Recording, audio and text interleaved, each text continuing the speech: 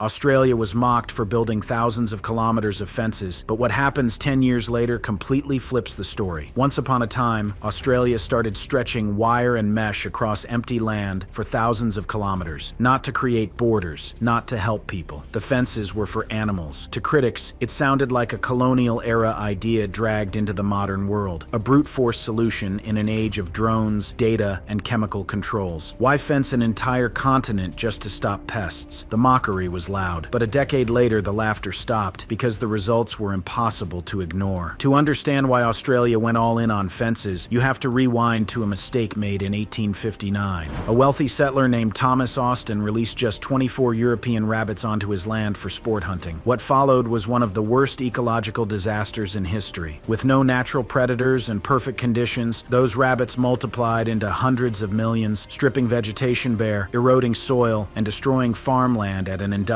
scale. By the late 1800s, farmers described hills that looked like they were moving, not from wind, but from rabbits. The economic damage was brutal. Millions in agricultural losses every year, which today would equal hundreds of millions of dollars. Poisoning, trapping, hunting, none of it worked fast enough. Australia was losing control of its land. That's when a radical idea resurfaced. Don't kill them all, block them out. In 1901, Western Australia began building what became the State Barrier Fence, a rabbit-proof wall stretching over 1,800 kilometers. Workers dragged heavy mesh across deserts under extreme heat, dust storms, and water shortages, hauling supplies by camel and horse. The project was expensive, exhausting, and mocked as impractical. But it worked, at least long enough to save Western Australia's agriculture and prevent total collapse. Over time, the fences evolved. Rabbits weren't the only threat. Dingoes, kangaroos, emus, and feral pigs all posed serious risks to livestock and crops. The most ambitious response was the dingo fence, now stretching over 5,300 kilometers. To put that in perspective, laid across Europe, it would run from London to Istanbul and almost back again. It became one of the longest man-made structures on Earth, quietly cutting the continent in two. On one side of the fence, dingoes roam freely, ecosystems remain balanced, and biodiversity thrives. On the other side, livestock is protected, but something unexpected happened. Without dingoes, invasive predators like foxes and feral cats exploded in number, driving small native mammals into steep decline. Scientists began calling it the dingo line, a visible divide that could even be seen from satellites through contrasting vegetation patterns. By the 2010s, Australia tried a smarter approach. Instead of one endless wall, Queensland introduced cluster fencing. Neighboring farms grouped together, building predator-proof enclosures around entire regions. Critics mocked it again, calling fences outdated, expensive, and easy to breach. But this time, the data told a different story. Inside cluster fences, livestock losses dropped by over 90% in some areas. Lamb survival rates surged, wool quality improved, pastures recovered. Farmers who were on the edge of bankruptcy started turning profits again. Regional economies gained millions, while the need for aerial poison drops and constant lethal control declined sharply. Then came the biggest surprise of all. The fences didn't just protect farms, they became ecological reset buttons. In places like Scotia Wildlife Sanctuary and Arid Recovery, exclusion fences created safe zones where endangered species could finally recover. Native animals once thought close to extinction rebounded fast. Some populations increased by more than 300% in just a few years. Soon, the pest control plan became a blueprint for conservation. International conservation groups took notice. Australia's fences, once ridiculed, are now studied and copied in Africa, New Zealand, and North America. Not as symbols of separation, but as tools of precision, contain the threat, rebuild from within, and restore balance patiently. The fences aren't perfect. They require constant maintenance. A single breach can undo years of protection. Some ecosystems inside fences still need careful management to avoid overgrazing or overpopulation. Indigenous communities have also raised concerns about how fences disrupt traditional land use. The debate continues, but what can't be denied is this: the gamble worked. What once seemed laughable is now legacy. Australia didn't fence the outback to prove a point. It did it to survive. And a decade later, those long lines of wire stand as proof that sometimes the simplest ideas, given enough time, quietly change the world.